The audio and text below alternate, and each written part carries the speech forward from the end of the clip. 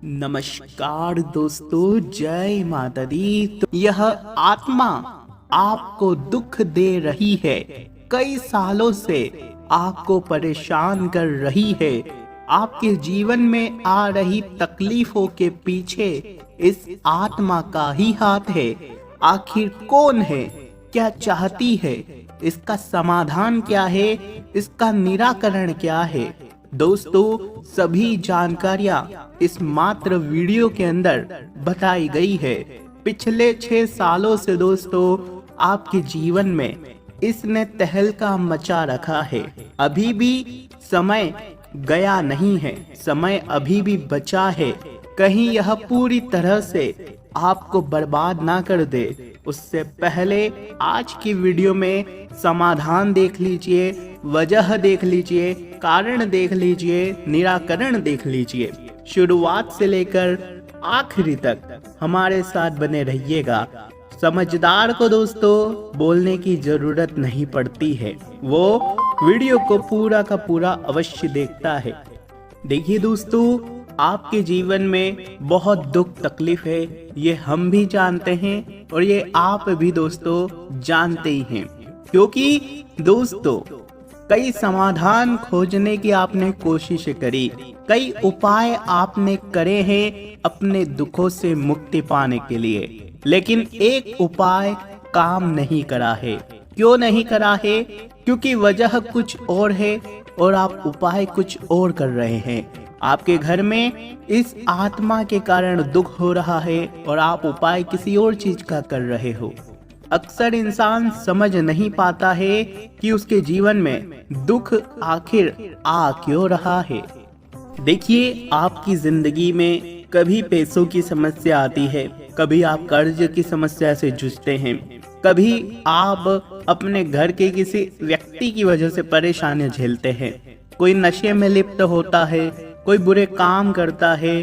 तो दोस्तों होता क्या है, इसके पीछे की वजह हम अपने दुर्भाग्य को मानते हैं, हम अपने फूटे नसीब को कोसते हैं, कभी कभी हम भगवान को भी कोसते हैं।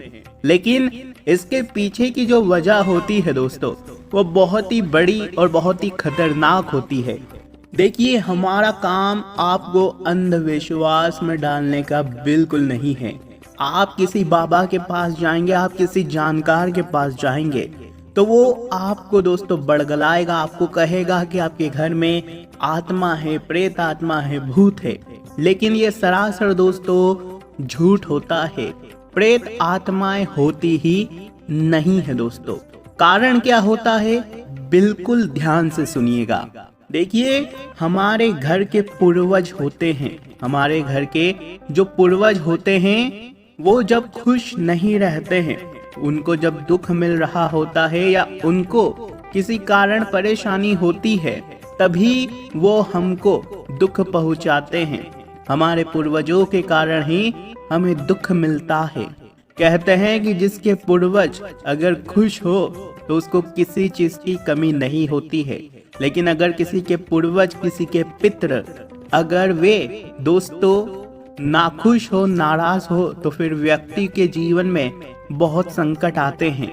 अगर आपके जीवन में तकलीफें आई जा रही हैं, घर में आए दिन कोई ना कोई बीमार रहता है, घर के कोई सदस्य नशे में लिप्त रहते हैं, घर की खुशियां भंग हो रही है, कर्जे में आप लिप्त हो रहे हैं, यूं समझ लीजिए दुख ही दुख है, तो समझ जाइएगा कि आपके जो पितृ है आपसे नाखुश हैं, आपसे नाराज हैं। दोस्तों, पितरों को खुश कैसे किया जाए, पितरों को शांति कैसे मिलती है? देखिए, श्राद्ध आने वाले हैं, श्राद्ध पक्ष आने वाला है, तो उसमें आप अपने पितरों का श्राद्ध अवश्य करिएगा। उनकी जो भी तिथि हो उस पर दोस्तों श्राद्ध आपको अवश्य करना चाहिए। लेकिन अभी क्या करें, अभी जो दुख मिल रहा है उससे कैसे बचें? कुछ उपाय बता रहे हैं, ध्यान से सुनिएगा। अक्सर दोस्तों इंसान समझ नहीं पाता है कि उसके जीवन में जो हो रहा है उसके पीछे के कारण क्या होते हैं।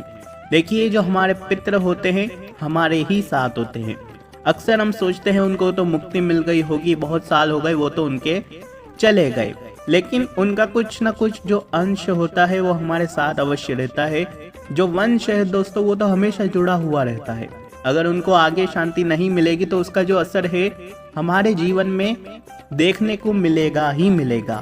तो दोस्तों आपको एक उपाय करना है, हर 11 के दिन, हर अमावस्या के दिन किसी भी गौशाला में जाकर उनके नाम से आपको गाय को अवश्य चारा खिलाना है। उनके नाम से जब आप चारा खिलाएंगे तब दोस्तों उनके जो कर्म है अच्छे होंगे और उनको जो दुख आगे मिल रहा है वो कम होगा। साथ ही मछलियों को आटे की गोलियां खिलाएं। मछलियों को आटे की गोलियां खिलाएं।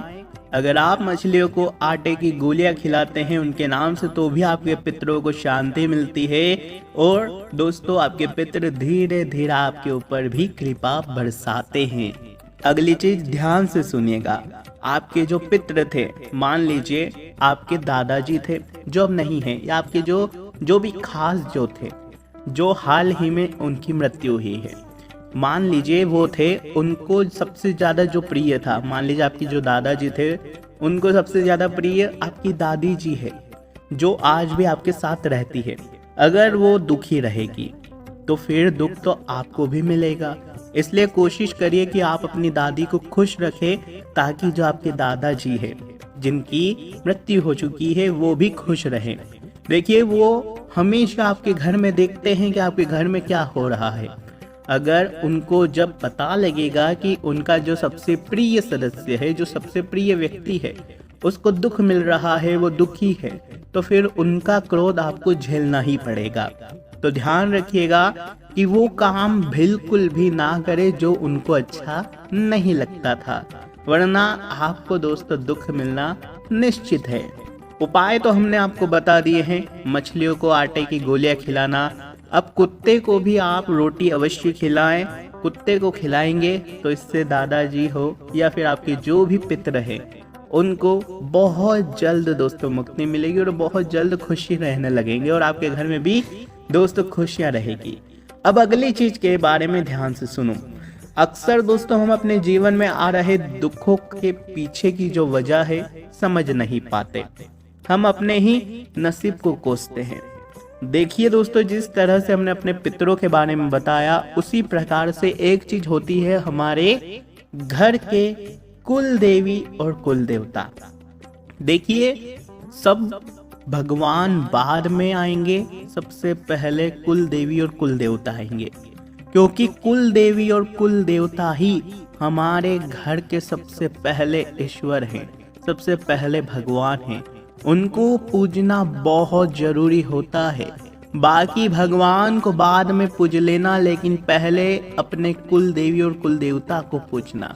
दोस्तों आज का जो समय है अक्सर हम देख रहे हैं लोग भाग अपने कुल देवी देवताओं को पूजते ही नहीं हैं और फिर हमें बोलते हैं कि गुरु जी जीवन में ये हो रहा है वो हो रहा है।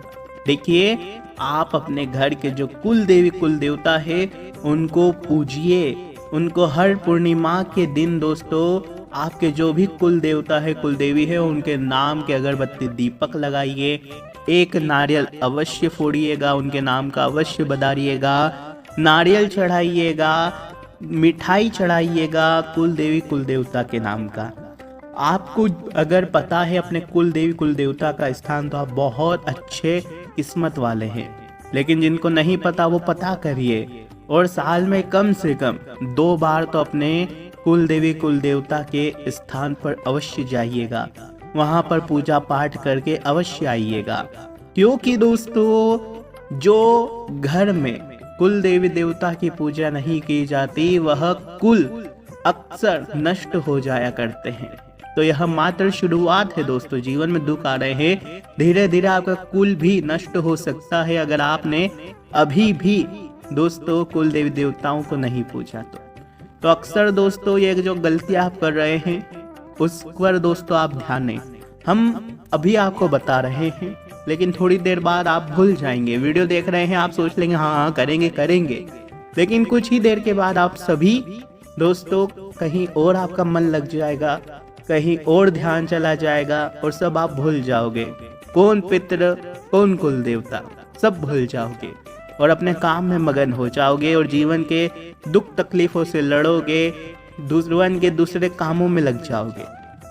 परंतु समझदार को बार बार बोलने की ज़रूरत नहीं है। वो अपने दिमाग में इन बातों को रखेगा और हमेशा अपने घर में इन बातों को लागू करेगा। अमावस्या पूर्णिमा इन दोनों तिथियों को ध्यान रखिए कि गाय को चारा खिलाइए। और फिर दोस्तों आपको क्या करना है, 11 को भी खिलाना है, इस बात का ध्यान रखना। और कुल देवी देवताओं को भी पूजना है। कम से कम आप उनके नाम से अगरबत्ती दीपक लगा सकते हैं, थोड़ा सा भोग भी लगा सकते हैं। रोजाना ना करें तो महीने में 2 बार तो अवश्य कर ले, इतना तो आप कर ही सकते हैं। देखिए सबके घर में अलग पूजा पाठ के नियम हैं।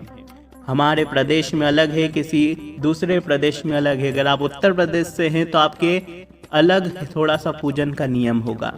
अगर आप दोस्तों झारखंड से हैं तो वहाँ अलग नियम होगा। अगर आप दोस्तों उत्तराखंड में हैं तो वहाँ अलग होगा।